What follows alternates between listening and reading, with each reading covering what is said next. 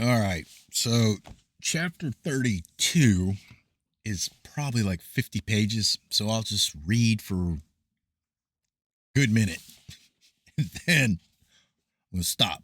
So, you'll see chapter 32 a couple times because I don't want to just burn through it because that's not right. But I'll go until I'm ready. Chapter 32 must be an important dude. Adriano Lemi. This chapter is compiled largely of extracts, some transcribed verbatim and others elaborated to include information necessary to the reader from Adriano Lemi by Domenico Margiotta, 33rd degree.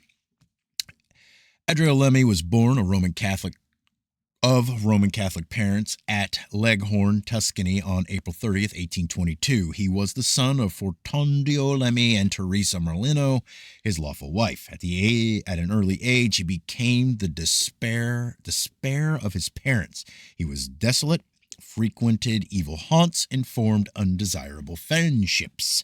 Running away from home on December 29th, 1843, he forged a letter stating under the letterhead of Falconut and Company that a credit for his account was to be opened on Pastor Brothers, bankers at Marcellus, where shortly after his arrival he scraped acquaintance with Monsieur and Madame Grand-Bobine, whom he was soon accused of having robbed of 300 francs. This evidence against him was overwhelming, and he was condemned to a year in prison for that and other minor offenses, and also sentenced to 5 years on probation. He served his term and bolted to Constantinople, arriving there early in April 1845. He eked out a precarious existence, first as a kitchen hand, then as the assistant in the shop of an old apothecary, whose preparations he peddled in the streets of Galatica.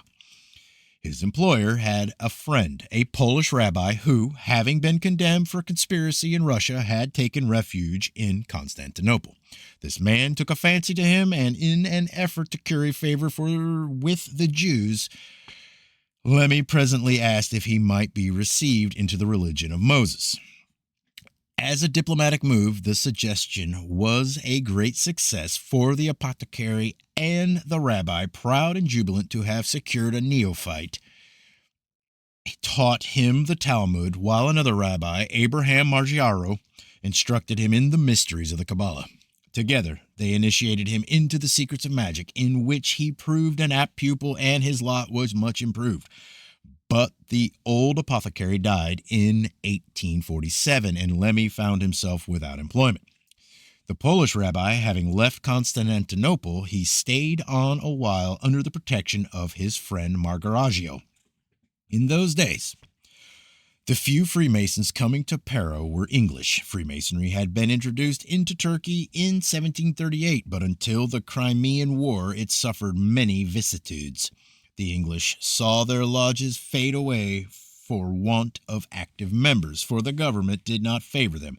Adriano Lemi was supposed to have been initiated into Freemason in 1848 by an English Mason, but the ceremony seems to have somehow been irregular, as it had to be repeated at a later date.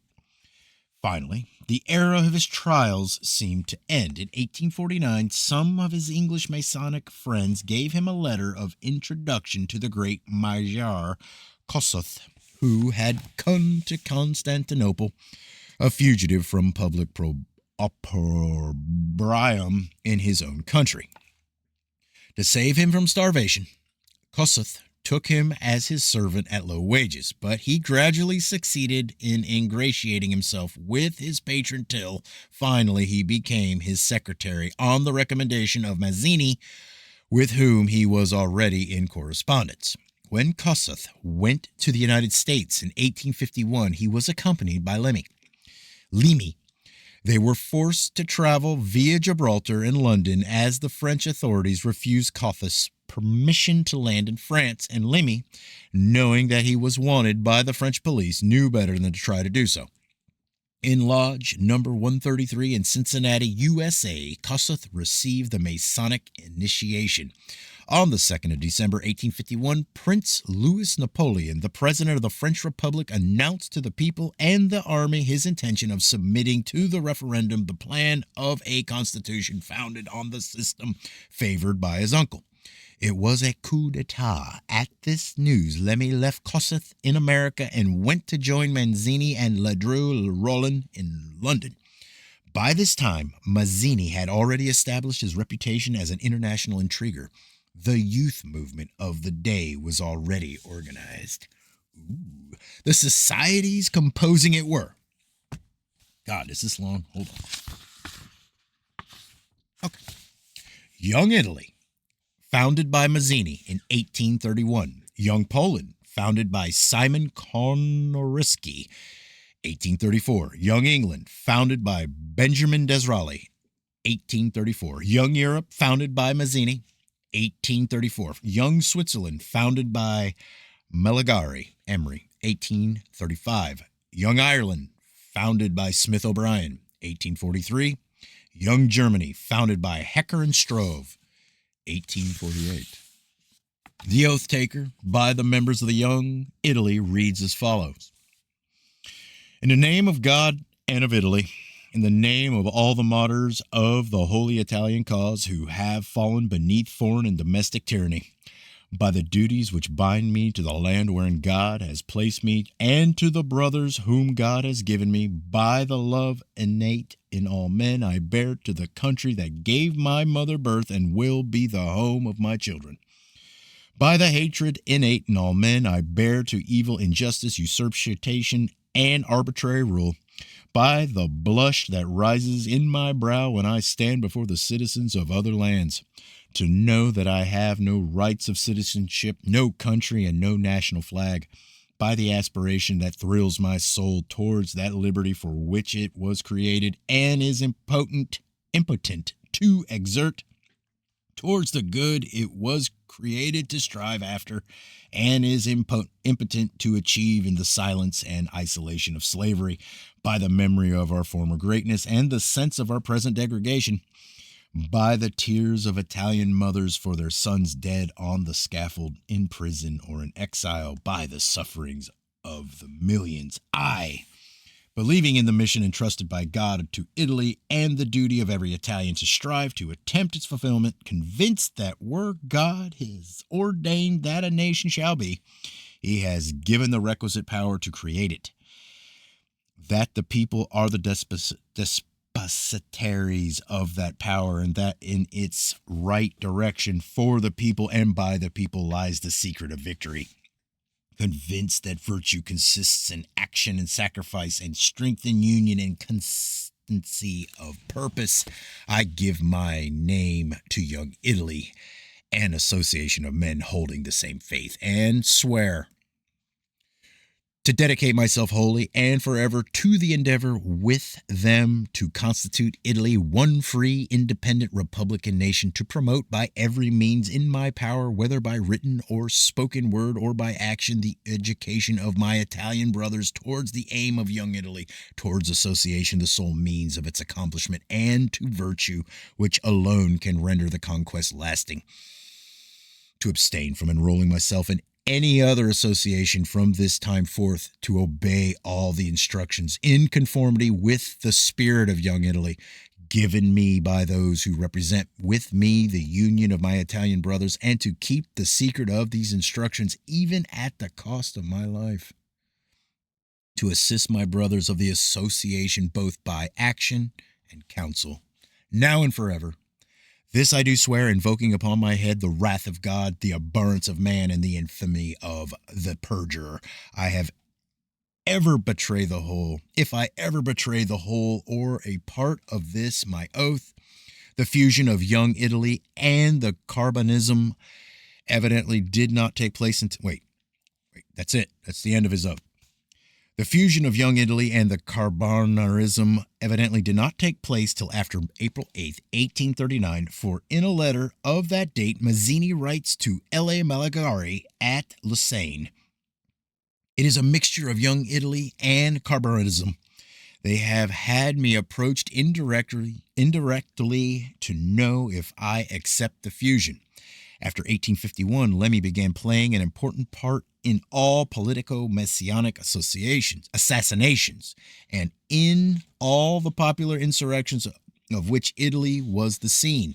On behalf of Mazzini, he kept up relations with the revolutionaries of Tuscany, and it was he who inspired the attempt to assassinate the counselor of the Grand Duke's minister, Baldascaroni, in broad daylight on April 21st, 1852. A letter from which we quote, written from Malta by Francisco Crispi to Mazzini, dated November 3rd, 1853. Gives a most interesting sidelight on the relations then existing between the great Italian revolutionary, his ally Crispi, and Adriano Lemi, whom Crispi already recognized as the agent of an organization inimical to his ideals. Brother, the die is cast at the present moment. An uprising in Sicily is imminent, if indeed it has not already taken place. God grant it may not prove a second 6th of February. Knowing that I was here, you should have forewarned me. Those to whom you have seen fit to entrust the initiative will not be able to exert any influence whatsoever in the province of Palermo and Mazzini. Their names, indeed, may even be greeted there with hostility and bring out a reaction. Now, without Palermo and Massima, every attempt in Sicily will prove vain. But what is done, and our plain duty now is to work together in helping on the undertaking and, as far as possible, in warding off evil consequences. Let me know the plan of action and what orders you have issued to the leaders. Although I have little regard for them, I intend to do my duty, and this for the good of our country and party, upon whose already tarnished reputation another failure would bring utter ruin. You will remember that ever since 1850 I have been ready to hasten to Sicily, and that at that time, we were working to form the National Committee and raise the loan that should provide funds for any great emergency. Then the Sicilian Committee was formed and speedily dissolved, while you worked to prepare an uprising in northern and central Italy, forgetting Sicily entirely. But not so, my friends, and I, who were convinced that the greatest possibility of success lay in this island. Nor was this all. After your misfortunes in Lombardy, you forgot your old friends and flung yourself into the arms of men who, up to that very moment, had held you and your theories up to ridicule, but who had been clever enough to deceive you through Signor Lemi, to whom they had declared their intention to act. I am no more their enemy than are any of the friends who belong to the party opposed to Calvi. On February 6, 1853, an incipient insurrection broke out in Milan, then under Austrian dominion, as the result of a proclamation signed by Mazzini and Kossuth that it was sent by Lemi from Switzerland to the revolutionary Lombards is a fact well known in Italian Masonry. Though implicated, the Swiss and Piedmontese governments tried to appear unconcerned. Numerous refugees from northern Italy went to Switzerland or Piedmont following the instructions transmitted by Lemi. Okay. Piedmont, assisted by England, who was secretly helping Mazzini's Masonry, tried to induce the Emperor of Austria to issue a decree confiscating the properties of the revolutionary refugees, but a bloody protest was made against the measure on the 18th of February when, by order of Kossuth and Mazzini, a revolutionary fanatic, made an attempt against the life of the emperor. Lemi was chosen to arm the assassin, who was a Hungarian and a mutual friend of both Kossuth and himself. Switzerland, under threat of severance of diplomatic relations, was then obliged to banish indiscriminately all political refugees. Then came the Crimean War, the real causes of which were known only to the chiefs of Freemasonry. England and Piedmont worked up a quarrel with Russia about Turkey over the respective spheres of influence of the Christian Greek and Catholic churches at Jerusalem. This rivalry was a little real was of little real consequence either to England or Piedmont, but it served to turn France against Russia on the pretext of protecting Turkey. The truth was that for a long time, long before the Hungarian insurrection of Kossuth, the secret chiefs of Freemasonry, headed by Lord Palmerston, had made the plan according to which Prussia was to be exalted at the expense of Austria. German unity was to be achieved to the advantage of the Prussian monarchy, as well as that of Italy, to the benefit of the House of Savoy, and a Polish Magyar state was to be created. Fearing that the Hungarian insurrection might spread to his Polish provinces, a community of monarchic interests had impelled the Tsar to reach an understanding with the Austrian emperor, which had helped to hinder the success of the Magyar revolutionaries. Until the Entente could be broken up, the Masonic chiefs knew that German and Italian Italy would remain a dream. And I think I'll stop there. I can't feel my fingers. It's so cold right now. That's it.